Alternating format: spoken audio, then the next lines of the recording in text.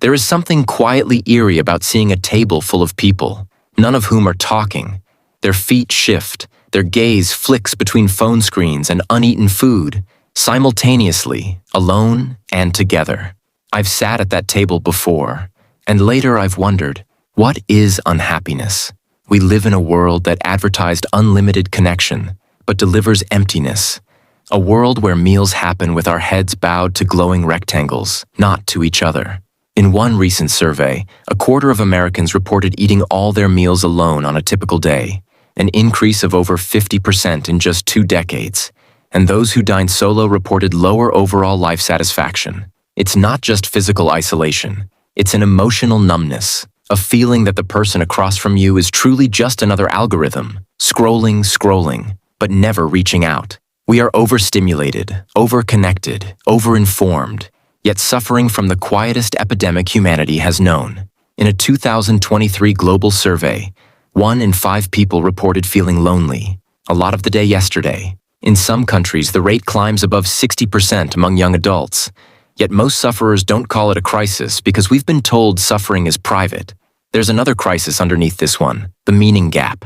Viktor Frankl called it the existential vacuum, a sense of purposelessness, boredom, and despair that leaves people feeling empty despite abundance. We may have luxuries, but not life.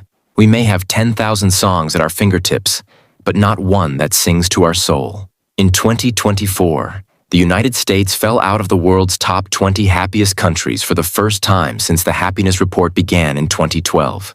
Younger generations reported the steepest decline, a wave of restlessness beneath the surface of comfort. So why the unhappiness? Let's walk through the shadows of modern life. It starts with the illusion of more. We've been sold the ideal that money or material success equals happiness, but research says the spark fades fast. Income helps up to a point, but once basic needs are met, more wealth adds less and less satisfaction. Behavioral scientists call this the Easterlin paradox. More money doesn't buy more happiness. Even worse, as possessions grow, empathy shrinks. Studies show that increased wealth can distance people from compassion and reduce sensitivity to others' emotions. At the same time, chasing more possessions leaves less psychic energy for love, creativity, or quiet contemplation. We also face a new phenomenon called existential isolation, a sense that we are essentially alone in our experience, that no one truly understands our inner world.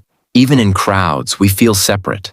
Researchers link this form of isolation to lower sense of purpose, lack of belonging, and increased anxiety.